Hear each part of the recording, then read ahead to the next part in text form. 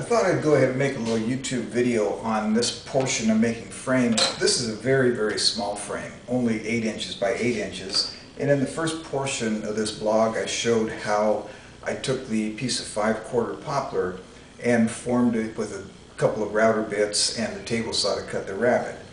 The key, really, for a frame to go together properly is that the pieces are exactly the same length and the miter is exactly 45 degrees. What I've always used for cutting my miters is a sled that slides in both of the grooves on your table saw.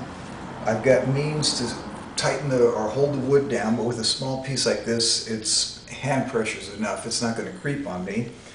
And the trick is to figure out some way to make stops.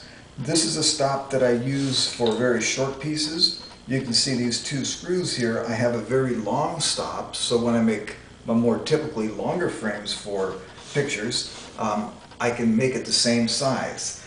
What makes this particular jig nice is that as long as this corner here is exactly 90 degrees, when I cut the one side of the molding on this side and the other side on this side, even if this were off just a tiny bit, it would still come together.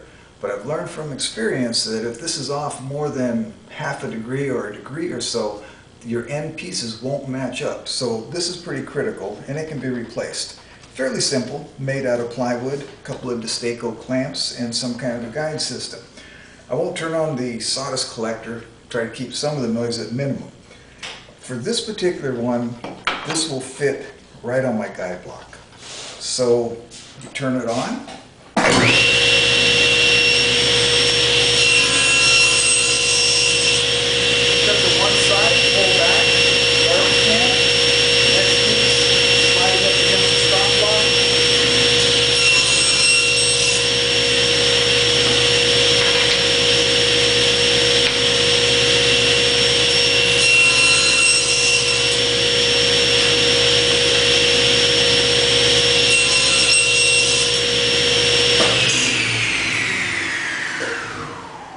And as easy as that, I'm going to be able to turn out a number of parts that are all exactly the same length, the same 45-degree angle, and it should be a fairly simple matter of putting it together. As you can see, I have a pretty good stack to move from this side unmitered to this side and mitered. So I'll show that once I get the rest of this done.